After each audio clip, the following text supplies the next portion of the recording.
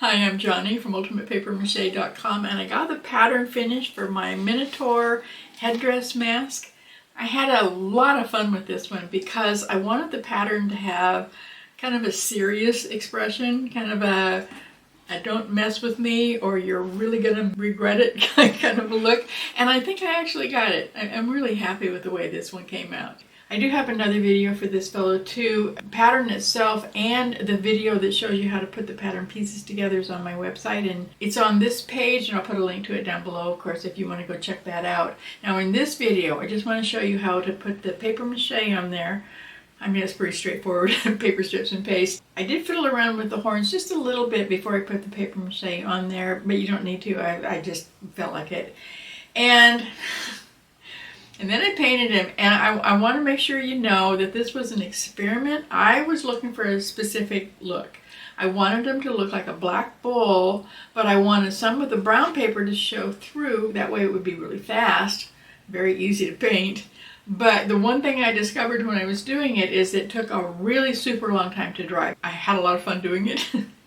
But if you're in a big hurry and you have to have a mask that's all painted and dry and ready to go on stage like now, then you want to do it some other way. You might want to go online and find photographs of both so that you can decide for yourself what color to paint yours. But this is how I did mine, and I'm going to show you how to do it, so let's go ahead and get started. I've got him propped up on a milk jug just so he'll stay put while I'm working. And the first thing I want to do is kind of smooth off the horns. Because it's a fairly narrow shape and it's got a lot of curves and everything, in order to make the pattern make a really smooth curve, I would have had to make at least twice as many pieces, and I was thinking we would probably run out of patience before we got that done. But I do want them a little bit smoother. So what I'm going to do is just use some paper towels, just because it's soft paper, and I'm going to fill in some of the areas that, like right there, there's a point right there. I don't know if you can see it on the screen or not, but I'm just going to put some paper across there. There's no paste on it or anything. It's just paper. And it's soft, so it'll be squishable. I don't really need to be smoothing it off that much. It's just a personal choice. So I got his horns done. That didn't take very long, and now I'm just putting the paper mache on here. My mask isn't going to be used in the theater, so I'm just going to go ahead and use cooked flour and water paste and this brown paper that I get out of Amazon.com boxes.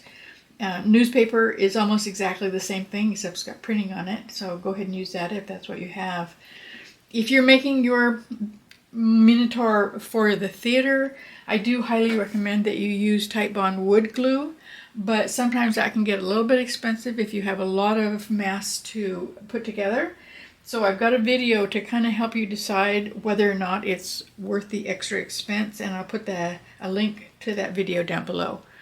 And now I'm just going to go ahead and finish this guy up. I'm not going to make you watch me do this part because, you know, it's just putting the strips on there and then letting them dry. And I'm only going to put one layer on because that's really all you need, because of the cardboard underneath gives it plenty of strength. That and the one layer of paper mache is really going to be strong enough. Before I paint it, I want to put some holes in here so that I can put some shoelaces in here for straps. I'm going to do one right here for the right in front of the actor's ear, and one back here. It might be possible to use a hole punch. I think this would depend on how many layers of paper mache you have. I only used one, but there's that cardboard in there, so let's see if it worked. Okay, that was actually easy. Except now he's falling over. He didn't want to hold still on the milk bottle, so I'm going to put him on my mannequin.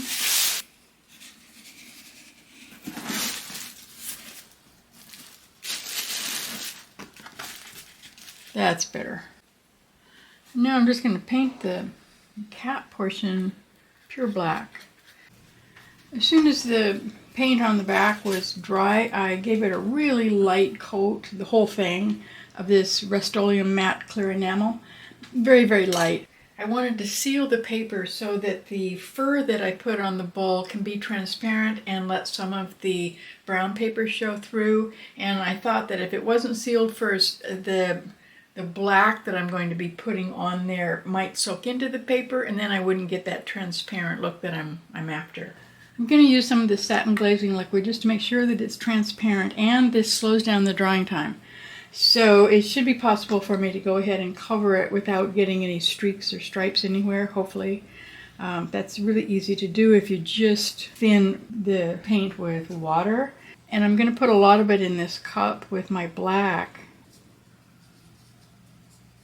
I'm going to use an old brush. It's pretty soft.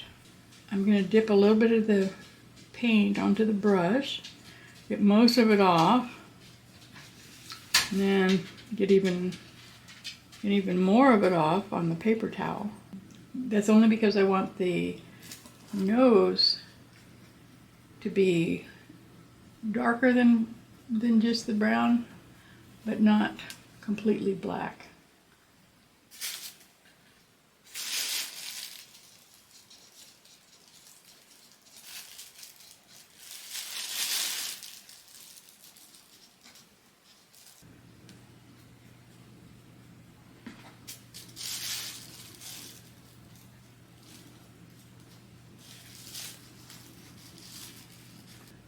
And now I want to get it darker. I want a lot of the brown showing underneath his eye and a little bit here on this, the frowny muscle. But I want all the rest of him. Oh, and I want a lot of brown in his ears.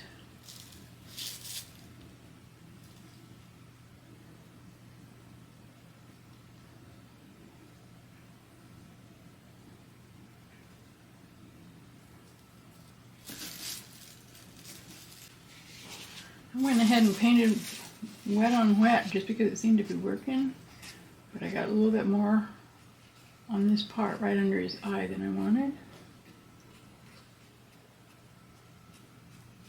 I'm using a brush with no paint on it just to kind of smooth that out.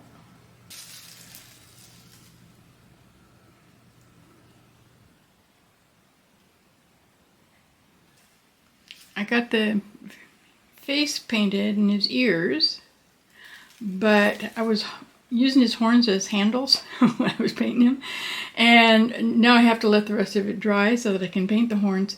I'm going to leave it overnight because I put so much of the glazing liquid in and I put it on so heavy. It's probably going to take overnight to completely dry.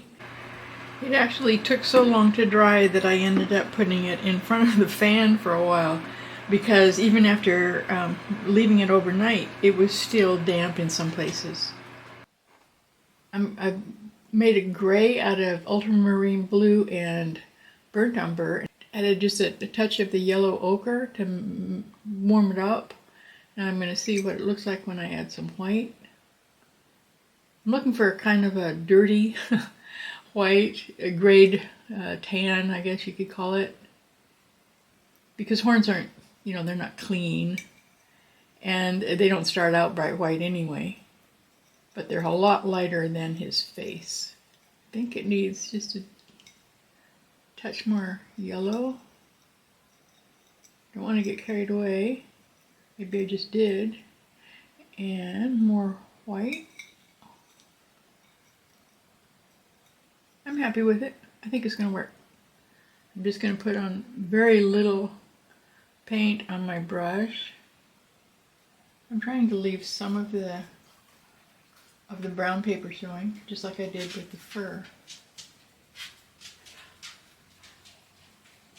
And I'm going to stop right about here, just to remind myself I'm going to put a little blotch on both ends here, because I want the tip of the horns to be black. While I'm waiting for the horns to get dry, I'm going to start putting the eyes on, and I found this metallic pure gold folk art paint in my stash. I can't remember what I have ever used it for. Let me open it and see if it's still good. Well, it hadn't dried out, so okay. I'm going to paint the eyes gold. A real bull does not have gold eyes, but this isn't a real bull, so I can get away with it. Well, that's going to show up nice on the stage.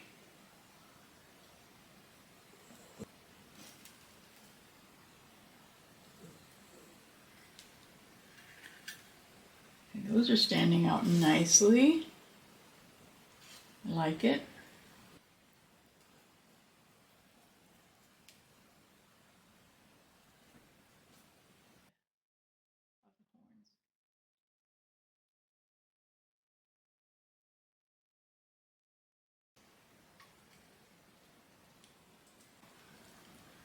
I'm going to clean up the edge of the eye with a Sharpie.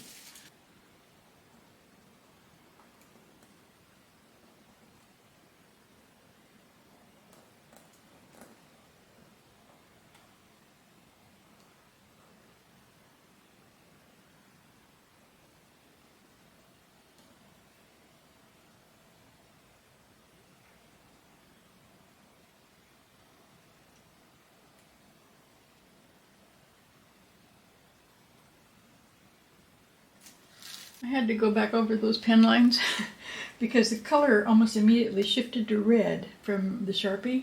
I don't know why, but it didn't work. So I just used my little brush and covered over that line, kind of darkened it a bit.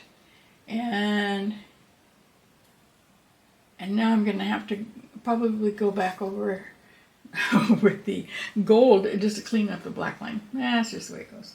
Now, there are a couple of spots where I got some of the horn color on the ear. So I'm going to fix it right there. Just a little bit of black. I think I'm just going to pull some fur.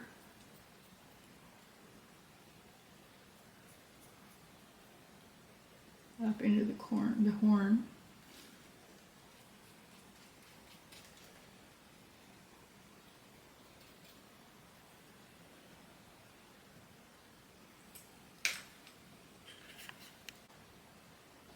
Okay, I couldn't stop myself. I'm going to give it just a hint of gold right on this bottom nostril. I'm just going to give him a hint of gold right here where it would be catching the light. Too much? Maybe. I like it.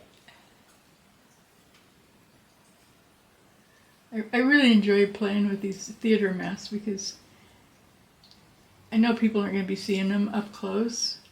So you can get away with some things that you might not be able to otherwise. Now the very last thing is to give him some highlights in his eyes.